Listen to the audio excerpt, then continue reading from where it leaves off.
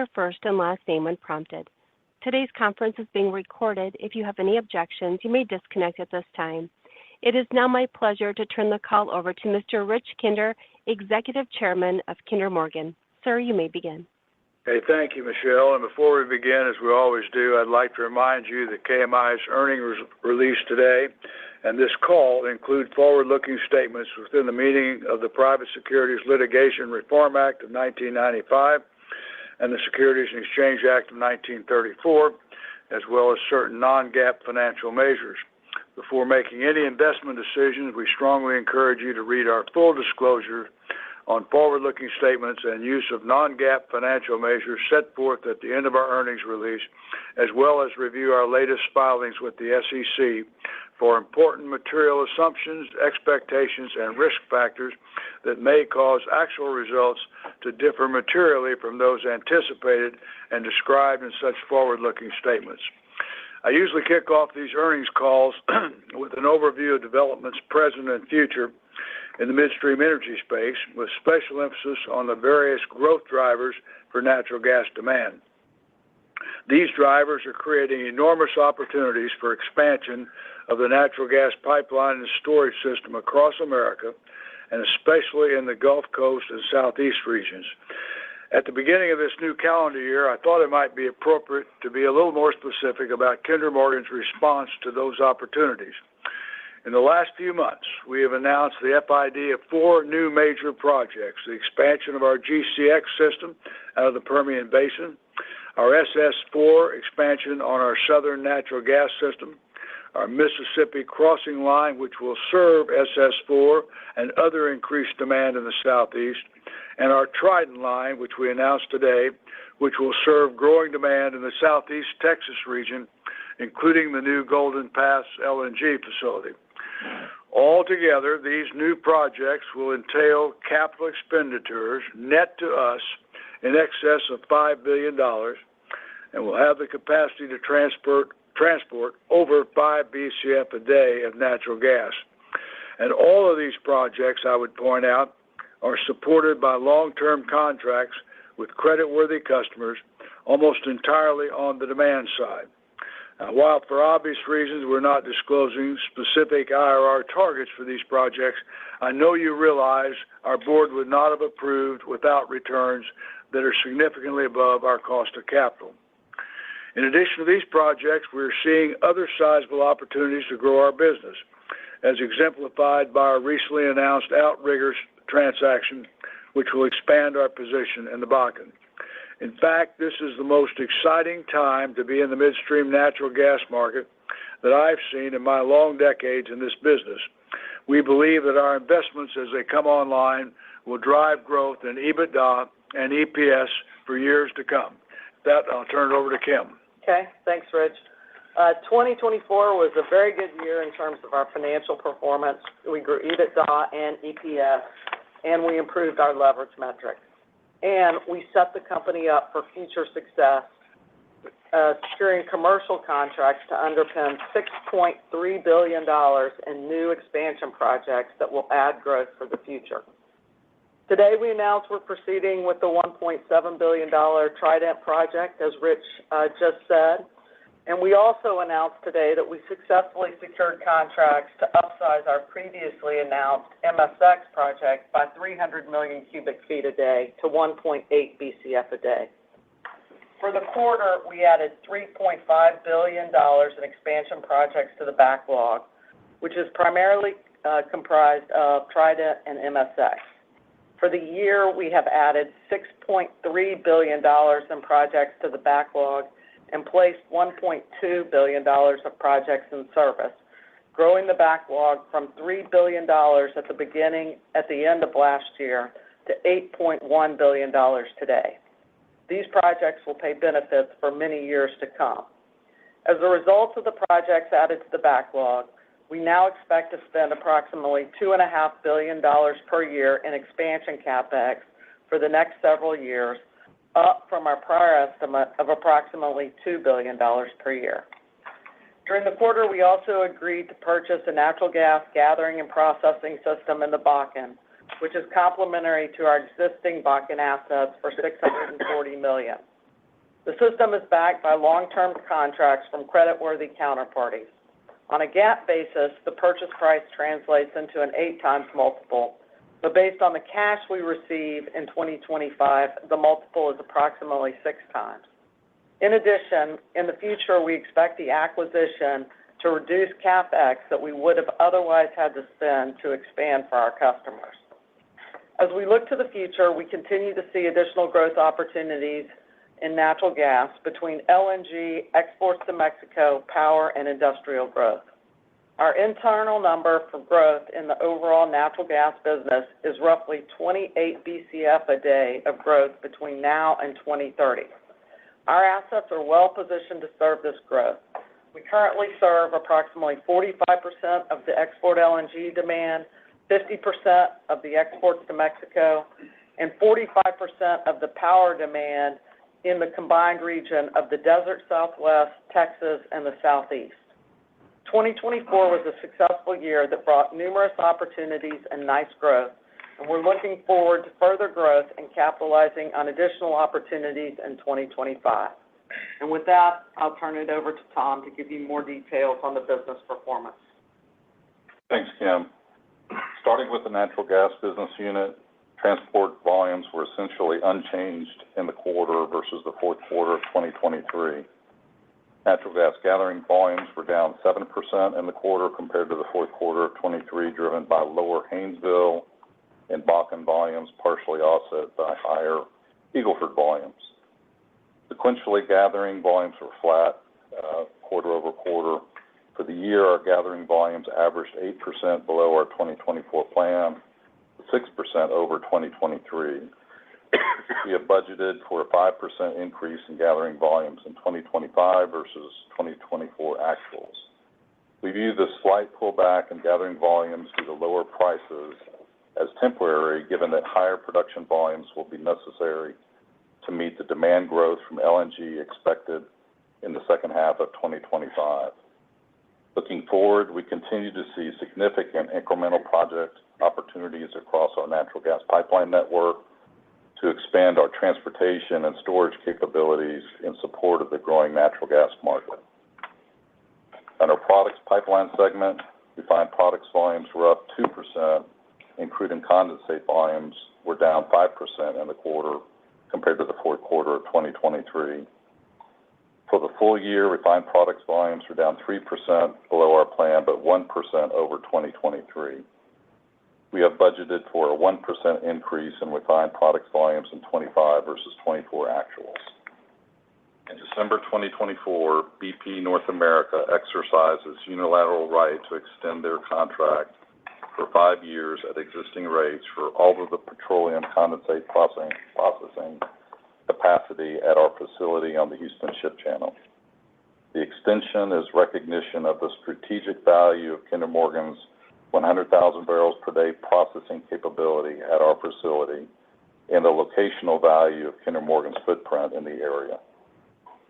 In our terminals business segment, our liquids lease capacity remains high at 95%. Though refining cracks and blending margins have softened, they remain constructive and supportive of strong rates and utilization at our key hubs at the Houston Ship Channel and New York Harbor. Our Jones Act tanker fleet is fully leased today, 97% leased through 2025, 94% leased through 2026, assuming likely options are exercised. We have opportunistically chartered a significant percentage of the fleet at higher market rates and extended the average length of firm contract commitments to 4 years. The CO2 segment experienced 3% lower oil production volumes, 4% lower NGL volumes, and 3% lower CO2 volumes in the quarter versus the fourth quarter 2023. For the full year, oil volumes were down 6% versus 2023, but within 1% of our budget. With that, I'll turn it over to David Michels. All right, thanks, Tom. So for the quarter, we're declaring a dividend of 28.75 cents per share, which is $1.15 per share annualized and up 2% from 2023. During the fourth quarter, we generated net income attributable to KMI of $667 million, or up 12% from the fourth quarter of 2023. We generated EPS of 30 cents, up 11% from last year, and on an adjusted net income basis, which excludes our certain items, we generated $708 million of net income and adjusted EPS of 32 cents. Those two items are 12 and 14% up from last year, respectively. This year-over-year growth was driven by a greater contributions from our natural gas products and terminals businesses, with the main growth drivers being contributions from our acquired South Texas midstream assets, which we acquired at the end of 2023, greater contributions from our Texas intrastate natural gas system, as well as from natural gas projects that were placed in service. For the full year, we generated EPS of $1.17, which was up 10% over last year, and our adjusted EPS was up 7% from last year. As we've messaged for the last 2 quarters, we finished 2024 a little bit below our budget, mainly driven by commodity prices lower than what we had budgeted and lower production from our RNG plants. But despite those headwinds, we still experienced nice growth from 2023. Moving to our balance sheet, we ended the year with $31.7 billion of net debt and a 4.0 times net debt to adjusted EBITDA ratio, which is right in the middle of our leverage target range of 3.5 to 4.5 times. Our net debt decreased $112 million from the beginning of 2024, and here's a high-level reconciliation of that change. We generated $5.6 billion of cash flow from operations. We spent $2.6 billion in dividends. We spent $2.7 billion of capital, and that's growth, sustaining, and our contributions to our joint ventures. And then we had about $200 million of other uses, and that gets you pretty close to the $112 million decrease in net debt for the year. For 2025, as we previewed in December, we expect another good year of growth. We expect net income growth of 8% from 2024, EBITDA growth of 4%, and adjusted EPS growth of 10%. We also expect to see our balance sheet improve further, ending the year at 3.8 times. As we say in the press release, we'll be publishing our budget materials on February 5th, and that'll provide more detail behind the summary budget that we provided in December. Our budget does not include the recently announced Outrigger acquisition, which we expect to close in the first quarter, and we expect that acquisition to be immediately accretive, and we expect our year-end leverage will remain at 3.8 times, even after taking into account that transaction. With that, I'll turn it back to Kim. Okay. Michelle, if you'll come on, and we'll take questions, and if everyone can ask one question and one follow-up, and then if you have further questions, please get back in line.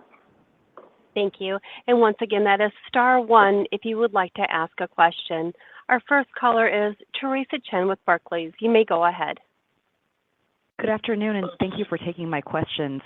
When we look at the last update of the backlog, including CO2 and GMP, comparing the backlog today, the implied multiple of 6.4 times, it's pretty compelling.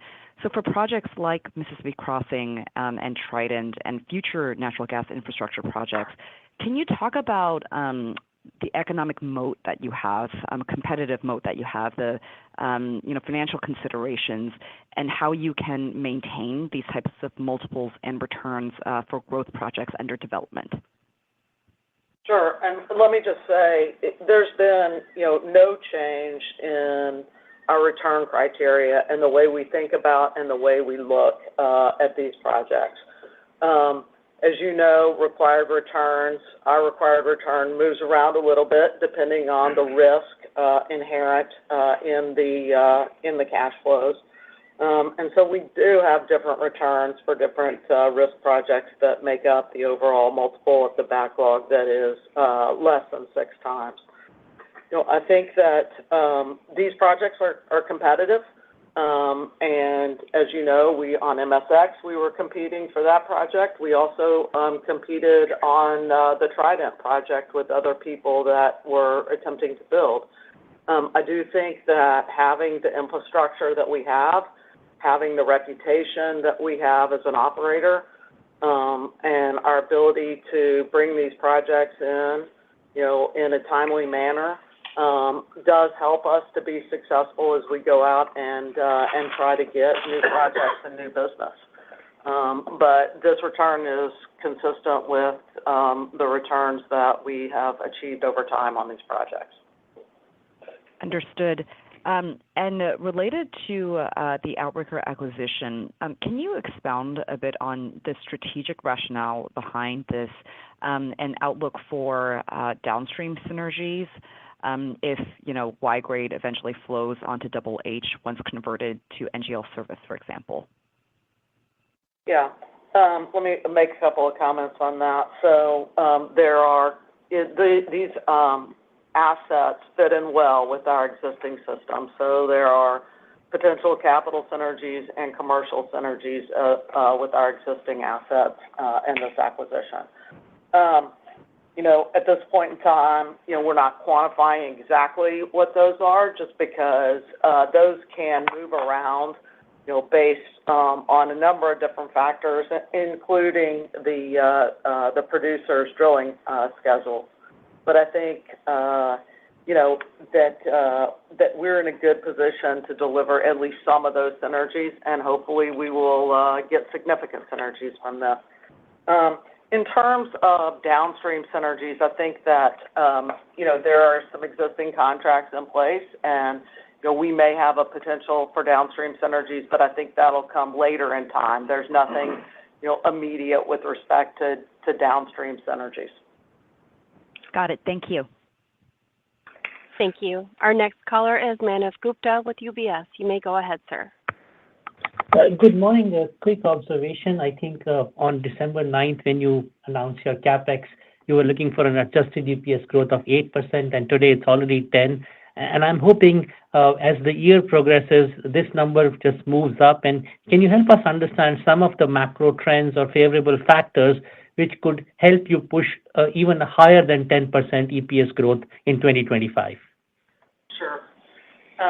So I think, one, that we have some sensitivity to commodity prices, and currently commodity prices are a little bit higher than what we budgeted. Now, there's crude, there's natural gas, and then we have some RIN sensitivity, and so we've got upside on the first two. We've got a little bit of downside on the last one, but when you net all those together, today there's some upside on the overall commodity picture. Now, it's early in the year, and commodity prices can move, and so I don't think you can take that to the bank at this point. The Outrigger acquisition, as David said in his comments, is not in the budget, and so that's going to be accretive and will be a positive versus our budget. There's the potential, I think, for some upside on the Jones Act tankers that we've got.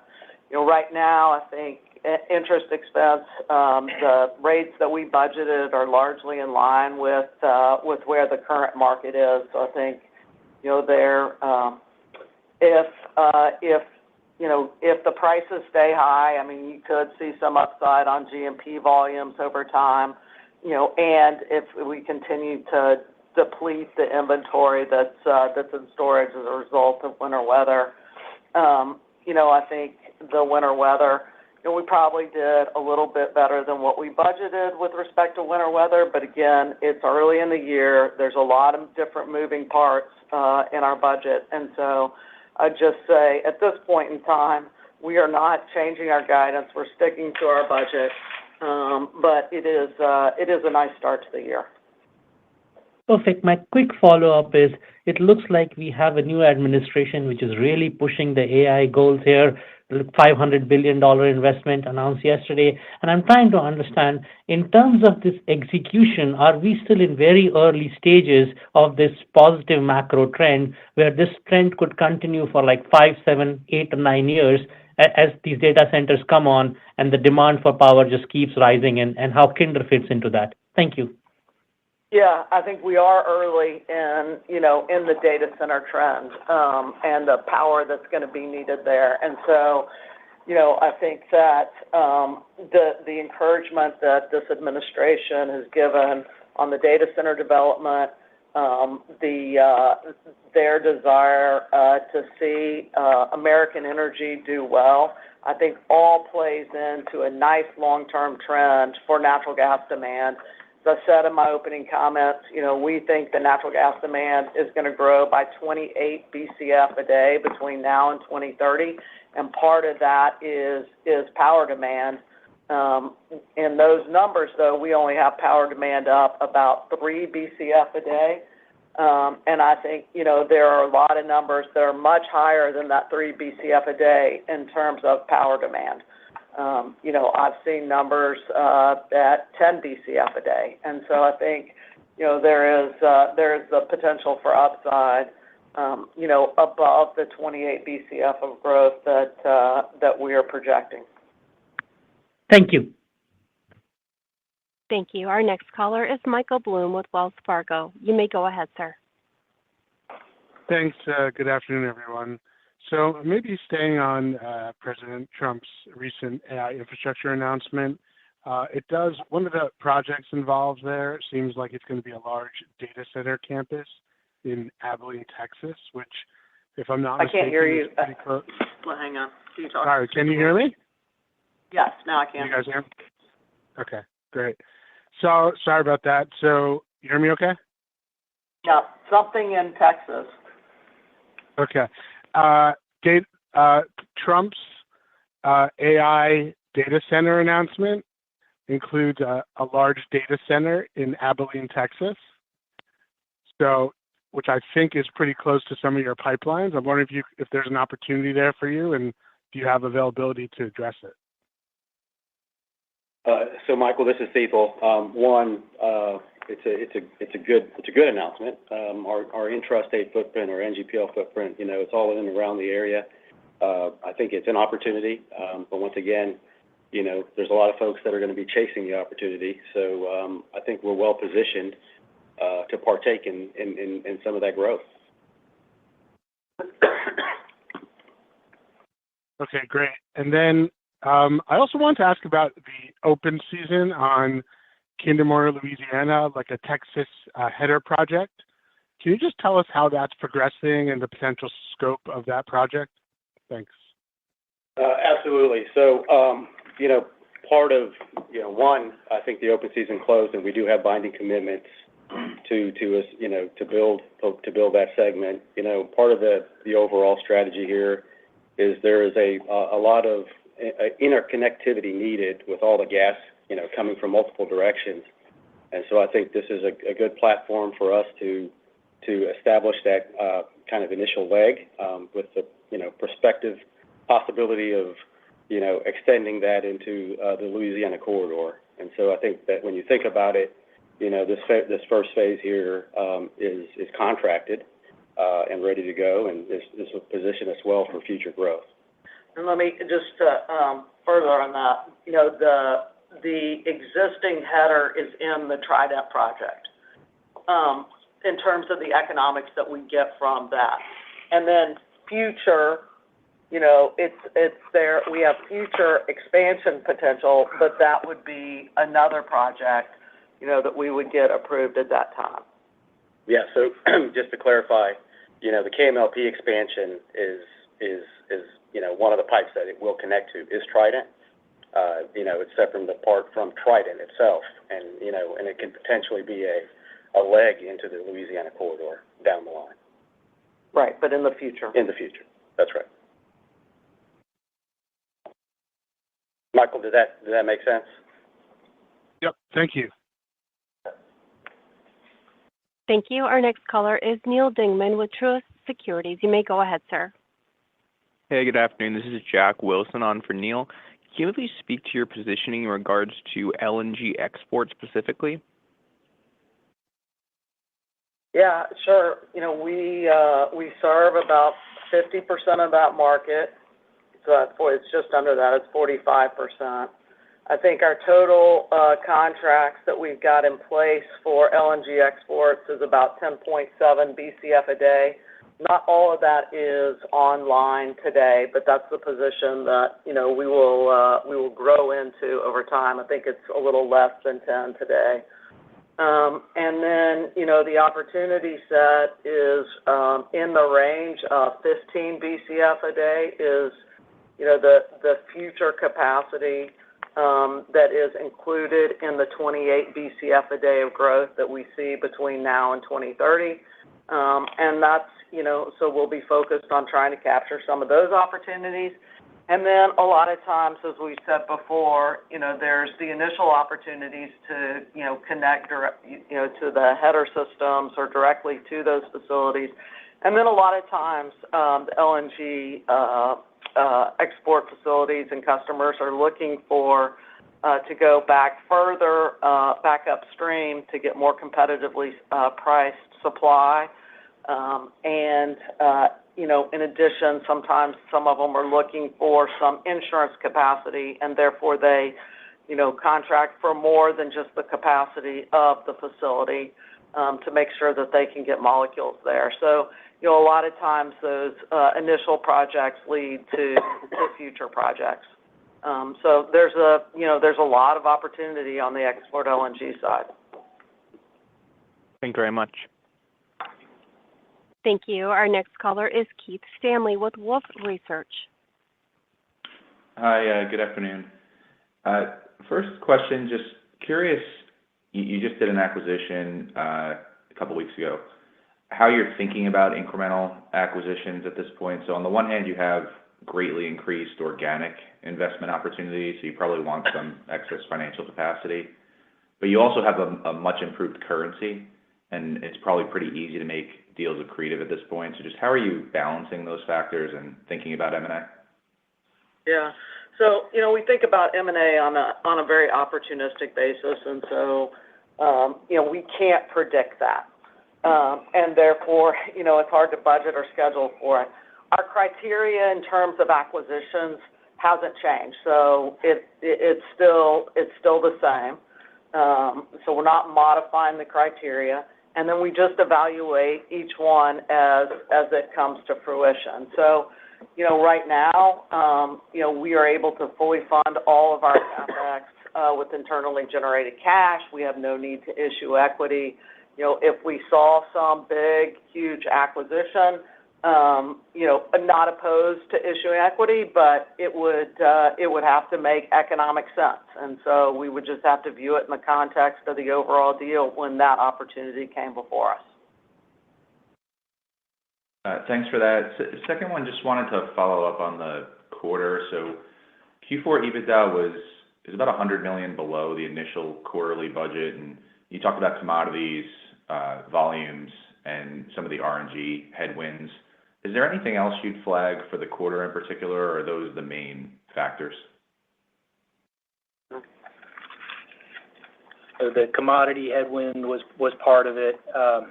We had some, the RNG sales were down relative to what we had expected. And then we had some of the RINs that we produced in the quarter were pushed out of the year into the next year because there was a lack of liquidity in the market, so that also contributed to it. But you hit the main ones. Thank you. Thank you. Our next caller is Jean Ann Salisbury with Bank of America. Hi. Most of what Kinder Morgan has announced over the past year has been typical large diameter, big CapEx projects, so S&G, GCX, MSX, Trident. From here forward, do you see any shift in the type of the future projects to being mostly more like end-user projects, like laterals to power plants or data centers, which might be lower absolute CapEx, but better multiples, or you're not really ready to call that shift yet? That's, it's hard to call. I think we're going to have opportunities on both fronts. I think more of the opportunities probably come in what I call the singles and doubles, connecting to power plants, that types of things. That's largely just because the larger projects, to do those, you've got to put together a lot of customers. It's just a lot more complicated and a lot harder to do. But that being said, We do have some large-scale opportunities that we're evaluating and looking at that have the potential to come to fruition. It's just harder to call your shots on those, again, because you face competition and you've got to bring a lot of different factors have to come together to make those possible. It's going to continue just to be a combination of things, Jean Ann. But I do think that the larger ones are going to be more infrequent than we'll just have a lot of smaller opportunities, singles and doubles. It's harder to hit the home runs. We were very fortunate this year that we got a number of them in 1 year. Yeah, that makes sense.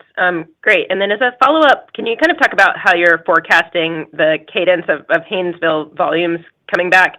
I think rig count in that basin is falling more than most would have thought, and you've seen some producers saying that you need far higher prices than today's strip for them to come back.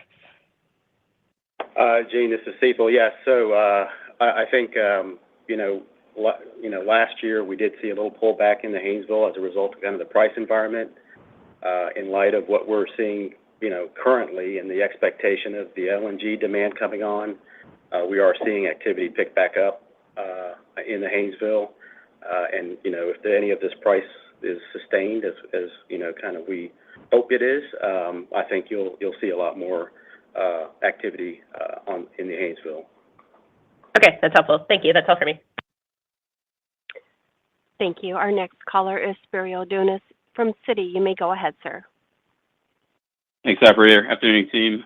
Just want to go back to the project backlog again. Now at $8.1 billion, largest we've seen in a while here. And Kim, you mentioned the $2.5 billion a year annually. And I guess if we sort of track that through 2028, gets you to about $10 billion all in. So just curious, is that the right way to think about maybe your visibility on the sort of unsanctioned backlog from here, at least through 28? And in that context, kind of what GM was getting at, you added over $5 billion of projects in this last year. Sounds hard to repeat, but at the same time, you also did mention being in the early stages of data center demand and potentially some new LNG FIDs coming this year. So when do you think we do see a year like that again? I know it's hard to predict, but just thinking about it as these things come in waves. Well, I hope next year. But this has been a pretty spectacular year, is what I would say in terms of backlog additions and the 4 really big projects. But again, we have outlined there's going to be a lot of growth in natural gas, 28 BCF a day again between now and 2030. That's a large amount of demand growth. And it's all happening, across the southern United States, where we've just got a really good position of assets, whether that's, in Texas, or that's going across to the southeast, or that's going out to the desert southwest. And so, I think we've tried to give you, $2.5 billion a year. Yeah, that, we filled in a few things there. But in terms of our expectations on what's going to happen, but I think there is the opportunity for that to grow over time, I believe, and so I think that's what we would expect to happen, is that we continue to add to this backlog, but we're also going to be placing projects in service, and so. Not sure how to tell you exactly how much we can add over time. Okay. Yep. Understood. That's helpful. Second question, quickly, just thinking about some weather events that have kind of occurred so far here in the first quarter. Obviously, we had the LA fires. I know you guys have assets out in that region, but we've also had some cold weather just along the U.S. Gulf Coast. So just curious how much either of those events has kind of impacted operations so far in the first quarter. Yeah, in terms of, California, no impact on our assets. I mean, we were down for 2 days on some pipes, but I think those volumes will largely be able to make up. And then, on the cold weather, I mean, our operations guys have done a fantastic job. We went out and manned stations, and, we had something go off, but they would get it right back on. So, really, no impact in terms of being able to operate from the fires or from the cold weather. Great. I'll leave it there. Thanks for the time. Thank you. Our next caller is Zach Van Everen with TPH. You may go ahead, sir. Hey, thanks for taking my question. Maybe first one on the Bakken acquisition. Can you maybe touch on a high level, what type of contracting that plant and the pipeline have? Is it MVCs? Is it mostly contracted, or just any more color there would be great? Yeah, sure. This is Thiel. One, I think the asset fits well in our kind of overall integrated strategy. Most of the contracts are kind of MVC backed, with some firm obligations there. As we think about, the footprint, one of the things that this asset does for us is it gives us processing north of the river. We've always been kind of south of the river, if you're familiar with that area. And so I think it opens up some potential flexibility that we can leverage as we move forward.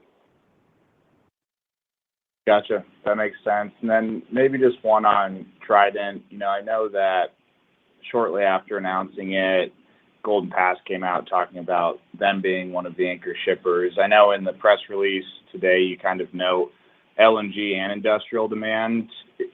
Could you touch on maybe just the high-level makeup of the demand contracts? Is it mostly LNG, or is there also some, power and industrial demand you're seeing as well? So I will tell you this.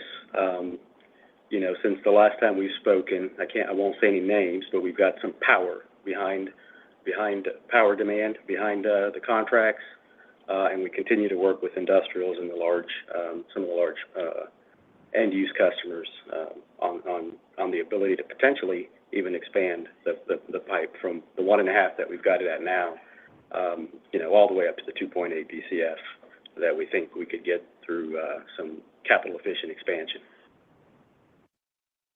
Gotcha. Super helpful. I appreciate the time today. Thanks.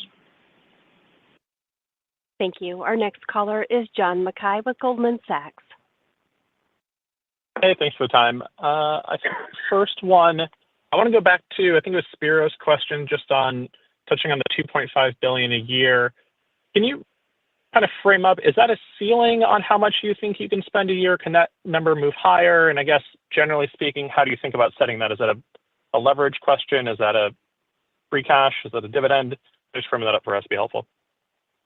Sure. So, the $2.5 billion is generally what we think, looking at all the projects that we have in the backlog and other things, that we think are probably very highly likely, what we think we can spend. And it's over the next several years, 3 to 4 years. That $2.5 billion is on average per year. Are you going to have years where, it could be 3 and others where it could be 2? Yes. It's not going to be perfectly, allocated $2.5 billion each year. So it can be lumpy, and that depends on the project timing. But we're trying to give you a sense of what we see in terms of our opportunities to invest capital over time. We can fund $2.5 billion per year out of internally generated cash. So, no concerns that we need external capital for that. We can fund in some years a little bit more than that. If it's lumpy during that time frame, we've got our balance sheets in good shape, and in this year at 4 times and expected at the end of 25 at 3.8 times. And so we can absorb that lumpiness on the balance sheet, and once those projects come on, we'll grow out of that. So I think we will continue to look at that number and update it, and if we add significant new projects to the backlog, then I think we have the potential that number increases over time. But we have made some, as pointed out earlier, some estimate of some additional growth beyond what's in the backlog. Because as someone noted, the backlog adds up to 8.1, and, if you take 4 years of 2.5, you get 10. So there is a little bit of capital that we're assuming, based on our opportunity set, we'll be able to fill in. I appreciate that. Thank you. Maybe just second one from me. We've talked a lot about these big kind of marquee projects you've added. Is there anything you can share on kind of knock-on effects across the rest of the Kinder system now that you're going to be moving a lot more gas? Is there, some kind of operating leverage on the rest of the footprint that you could think about adding to these returns? Sure. This is Cecil again. So, as we think about, as you put these arteries in across with the developments that are coming in and around data centers, and just power in general, there's opportunities for us to kind of leverage our footprint to kind of establish capillaries to these facilities. One of the things that Jean Ann talked about was, kind of the small capital efficient projects. There's opportunities on top of these large expansions for those type of projects in strategic areas that we can further expand. And that really applies across the footprint. We're also looking at some opportunities, moving out west to the desert Southwest. Those might be that might be an area where we can see some primary and secondary expansion opportunities. And the other thing I'll point out is like MSX, it'll connect our three legs of the Tennessee gas pipeline. So, over time, that's going to give us some operating flexibility and potentially upside to help our customers. And then, on Trident, it'll come into the intrastate market, and it'll integrate well with our Texas intrastates. And hopefully over time that'll give us the ability to deliver more value to our customers and sharing some of that. I think the message here that all the team is trying to deliver is we have an unparalleled system that bridges the part of the country that needs the most new natural gas delivery system.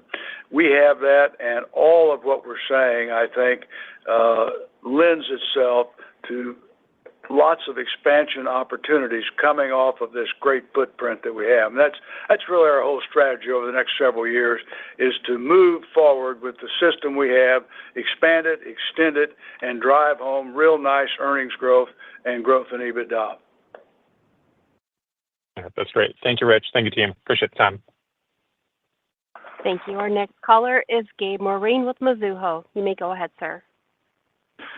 Hey, good afternoon, everyone. I just want to start out by saying that I think Pete's, based on how the share price has performed, Pete's making a good case for saving himself work and not holding analyst days in future years, too. But with that said, I wanted to ask a question on the MSX project timeline being 4 years plus or minus and being almost 2 years longer than a similarly sized intrastate project.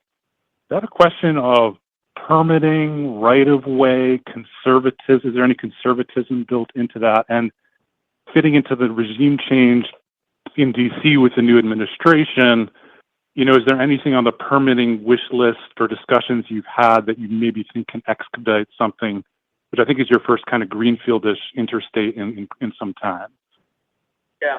So, the difference, just horseshoes and hand grenades, we generally think about interstate pipes take us 4 years, 2 years in permitting and 2 years to build. And intrastate pipes, where we don't have to go get a FERC certificate, is usually 2-ish years. And that's sort of the timeline that you see, the difference in the timeline that you see between Trident and an MSX or South System 4. We came up with these schedules when we sanctioned these projects, so late last year. I would say that they were done in line with what we thought we would get under the prior administration. And so, to the extent that FERC speeds up, and it's really the FERC permit that is going to be the primary gating item, to the extent that FERC speeds up their timeline, we could get it potentially in service earlier. But I think the flip side of that is we want to make sure that we get a good FERC permit that we can defend in court. And so we don't want them to skip or shortcut any of their processes. So we want to make sure that we get a good, defendable FERC permit out, but hopefully they can do that faster under this administration. Thanks, Kim. And I know there'll be some more details on 25 guidance in the not-too-distant future, but could I ask maybe Just one on your nat gas sensitivity that you've got to the 10-cent change in gas prices. It's a bit higher this year than last. Kind of wonder what's behind that. Yeah, sure. I know it's not a big piece of things, but That's a sensitivity that we've had in the past. So it's not anything new, Gabe. It's been hard to quantify because some of our producers on the gathering side, the contract can move, the price they pay, the tariff that they pay can move up and down with some gas prices. And so that's what's, this year we were right in the middle of the range, and we've been trying to find a way to quantify it for investors, and this year we were able to do it. So, again, no difference from prior years. Thanks, Kim. Thank you. Jeremy Tonet with J.P. Morgan. You may go ahead, sir. Hi, good afternoon. Good afternoon, Jeremy. Just wanted to circle back, I guess, new administration, new look out there. Just wondering, Kinder's looked at expansions in the Northeast before, but state-level permitting issues is impacted the calculus of moving forward with those type of projects. Just wondering if you're tracking anything on the federal side that maybe would change, I guess, the permitting process or laws otherwise that would, kind of, I guess, change your outlook. I mean, clearly the need for more gas logistics in the Northeast is there, but just, you see anything on the permitting side that might make you kind of look at things differently? Yeah, no, it's not the federal permits that are the real problem in the Northeast. I mean, we can get the federal permits, it's the state permits, and I don't see anything changing there. The other thing I'd say about the Northeast is the commercial structure. It's the commercial structure with the operator, RTO operator, does not allow for pass-through of the fixed demand charges if you're an IPP, and so it makes it harder for the IPPs to contract on a firm basis for that capacity. And so, those are the two largest hurdles, and we have not seen any change. Got it. Understood. And might be dating myself a little bit here, but if I go back, I think to around the 2009 timeframe with Rockies Express, I think it was described as the pig in the boa constrictor at that point. And there was a big move in the industry as far as unconventional production, supply push out of basins, and everyone was running on the same steel and construction at the same time, and led to some cost inflation issues. At that point in time, we see an inflationary environment in the background now. Just wondering, how you think about, I guess, those risks going forward, and what E&Cs you see out there that you think can best protect you. Just wondering, I'm sure you guys are very thoughtful in all this, but wanted to see your latest thoughts. Yeah. We are already engaged in procurement on all three big pipes. I'm not going to go pipe by pipe, but on some of the pipes, we already have an agreement to purchase steel, purchase the compression, and on others, I think we will do so in the not too distant future. So we are, I think we're working hard to try to mitigate that risk. Got it. Okay. Thank you. Thank you. At this time, I am showing no further questions. Okay. Thank you all very much. Have a pleasant evening. Thank you. This concludes today's conference call. You may go ahead and disconnect at this time.